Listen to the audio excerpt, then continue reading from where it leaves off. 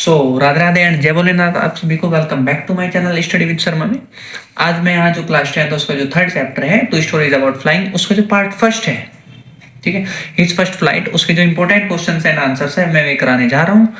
ये exam point of view से आपके लिए काफी इंपॉर्टेंट होने वाले हैं और 100% एग्जाम में आने की पॉसिबिलिटीज है, ठीक है, चाहे वो सीबीएसई बोर्ड का हो या फिर यूपी बोर्ड का हो या फिर यूके बोर्ड का हो, उत्तराखंड बोर्ड, तो ये सभी के लिए काफी इंपॉर्टेंट है, ठीक है। आप लोग देख लीजिए इनको। मैं आपको क्वेश्चंस भी और आंसर्स भी काफी इजी वे में समझाऊंगा, ठीक है, जिससे आपके पढ़ते पढ़ते याद हो जाए, ठीक है। So let's start. Why was the young seagull afraid to fly? जो यंग सीगल है वो उड़ने से क्यों डरता था? Why मीन्स क्यों, was मीन्स था, यंग सीगल यानी कि जो यंग सीगल था, ठीक है, वो उड़ने से क्यों डरता था। According to Liam O'Flaherty, Liam O'Flaherty की according the writer of the lesson his first flight, जो कि राइटर है लेसन का, कौन से लेसन का, हिज फर्स्ट फ्लाइट का। सबसे पहले बेटे मैंने पिछली वीडियोस में भी बोला है, अगर आप लोग क्वेश्चंस आंसर लिखते हो तो सबसे पहले उसके जो राइटर का नाम है वो लिखना है और फिर जो उसने चैप्टर राइट किया है आपको वो लिखना है। जैसे ये तो राइटर का नाम है और ये जो उसने चैप्टर राइट किया है वो लिखा है, ठीक है। इससे क्या होता है, इससे आपका एक नंबर पक्का हो जाता है। मान लीजिए आपके 10 क्वेश्चन आ गए और आप लोगों को सभी का राइटर का नेम और जो लेसन राइट किया उसने, चैप्टर का नाम, वो आपको पता है, तो आप लोगों के 10 नंबर तो वैसे पक्के हो गए, है ना। तो मेहनत करने की थोड़ी कम कोशिश करनी पड़ेगी आपको। तो बेटे गधे और घोड़े में फर्क होता है, घोड़े बनो, ठीक है। So the young seagull was afraid to fly, जो यंग सीगल है वो फ्लाई करने से डरता था, यानी कि उड़ने से डरता था। बिकॉज क्योंकि ही थॉट, वह सोचता था, हिज विंग्स, उसके पंख, वर वीक, कमजोर थे। यंग सीगल उड़ने से इसलिए डरता था क्योंकि वह सोचता था कि उसके पंख वीक थे।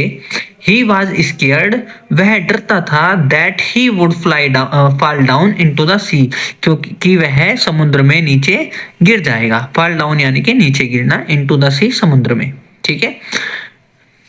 ही did not have confidence in himself, उसे अपने ऊपर कॉन्फिडेंस नहीं था। So he did not try to fly, so उसने फ्लाई करने का ट्राई नहीं किया, ठीक है, फ्लाई करने की उसने उड़ने की कोशिश नहीं की।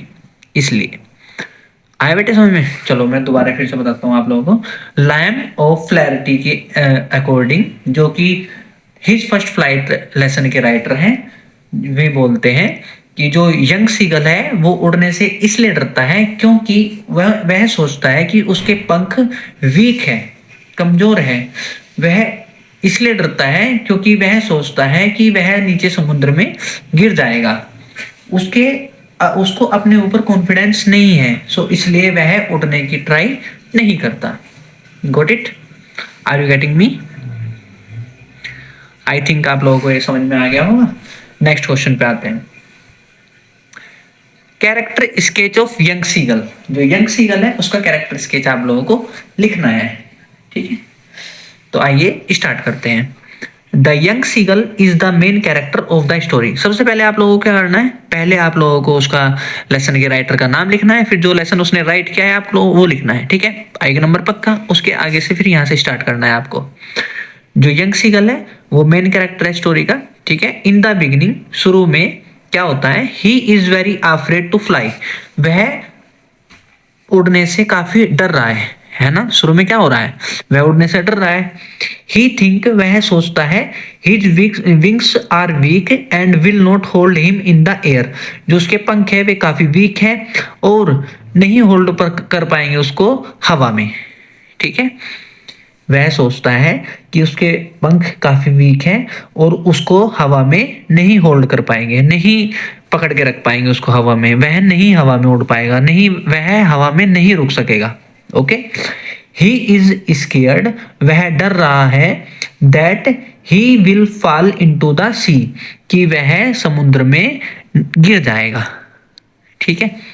स्टार्टिंग में क्या होता है, ये तो सोचता है वो, बिकॉज ऑफ दिस फियर, क्योंकि उसका फियर था जो, ही स्टे अलोन, वह अकेला रहता है, ऑन दी लेज, कहाँ पर, किनारे पर, ठीक है, while his parents and brother fly away, जबकि जो उसके पेरेंट्स और भाई है वे उड़ चुके हैं, भाई बहन जो भी है उसके, ठीक है, और उसके पेरेंट्स हैं वे भी उड़ चुके हैं, लेकिन वह कहाँ है, अकेला है, ठीक है, कहाँ, किनारे पे, जहाँ पे वह रहता है। Okay, the young seagull is also dependent on his parents, जो यंग सीगल है वो काफी डिपेंडेंट है किस पर, अपने पेरेंट्स पर।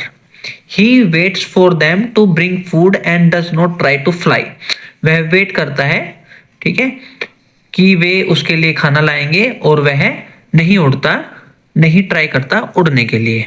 ओके, और हेल्प हिमसेल्फ, और अपनी हेल्प करने की भी कोशिश नहीं करता।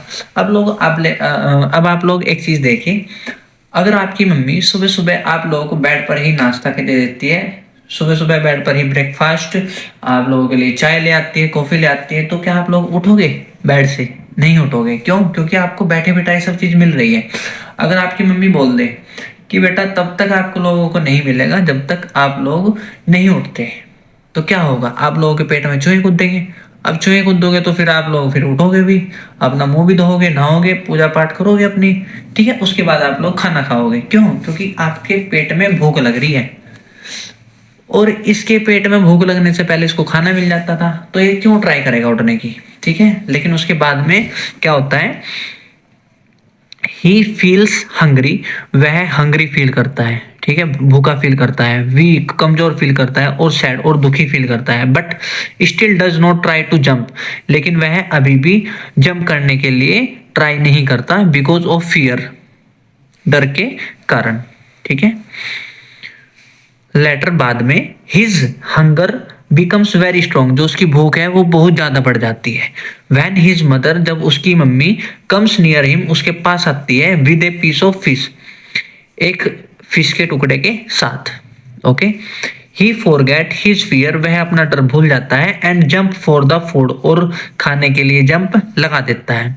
एट फर्स्ट, स्टार्टिंग में तो, शुरू में तो, he feels he is falling, वह फील करता है कि वह गिर रहा है, महसूस करता है कि वह गिर रहा है, बट सून, बेटे पून दिख रहा होगा आप लोगों को, सून है, but soon he learns that he his wings can fly, लेकिन वह जल्द ही सीख जाता है कि उसके जो पंख हैं उड़ सकते हैं, फ्लाई कर सकते हैं, ठीक है।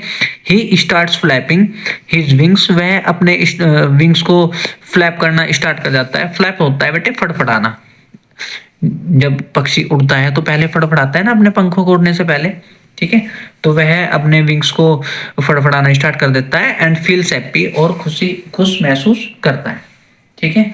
सो बेटे इसका पार्ट फर्स्ट हो चुका है, ठीक है। अब मैं नेक्स्ट वीडियो पार्ट सेकंड पे लाऊंगा, जो कि है द ब्लैक एरोप्लेन के नाम से, ठीक है। एक ही चैप्टर में दो स्टोरी दी गई है, ठीक है। एक तो है हिज फर्स्ट फ्लाइट, उसके मैंने आज क्वेश्चन आंसर्स करा दिए, और एक है द ब्लैक एरोप्लेन, उसके मैं क्वेश्चन आंसर नेक्स्ट वीडियो में आप लोगों को मिल जाएंगे, प्रोवाइड हो जाएंगे, ठीक है। मैंने उसकी समरी करा चुका हूँ मैं उसकी, तो आप लोगों को कुछ नहीं करना है, आप लोगों को केवल ये समरी याद करनी है, और आप लोगों को ये क्वेश्चन आंसर याद करने हैं। फिर चाहे कोई भी क्वेश्चन आ जाए आपके सामने, आप लोग हर क्वेश्चन को कर लोगे, मैं हर बार यही बोलता हूँ, ठीक है। विश्वास करके चलिए, ठीक है, आप लोगों के अच्छे मार्क्स आने वाले हैं, विश्वास करोगे तो आप लोग कर जाओगे। और मैं यहाँ पढ़ाता हूँ, अब ऐसा होता है ना कि मैं काफ़ी डीपली करके चलता हूँ चीज़ों को, ठीक है। जो होशियार स्टूडेंट्स होते हैं बोलते हैं कि काफ़ी सर ये तो आप ज़्यादा बताते हो, काफ़ी डीप करते हो, जल्दी जल्दी वीडियो बना दिया करो, ठीक है। लेकिन बेटा मैं पढ़ाता हूँ वीक बच्चों को, वीक बच्चा मतलब मेरा ये भी कहने का मतलब नहीं है कि कोई भी बच्चा वीक होता है, सबके पास भगवान जी ने एक ही दिमाग दिया है, ठीक है, इक्वल दिमाग दिया है सबको। सो मैं बाबू उन बच्चों को पढ़ाता हूँ जो कि पढ़ने में थोड़ा कमजोर फील करते हैं, ठीक है। So bye bye, take care, Radhe Radhe, जय भोलेनाथ। अगर आप लोगों को वीडियो पसंद आई हो तो लाइक कीजिए, ठीक है, फॉलो कीजिए, और अपने दोस्तों के साथ शेयर कीजिए। Thank you.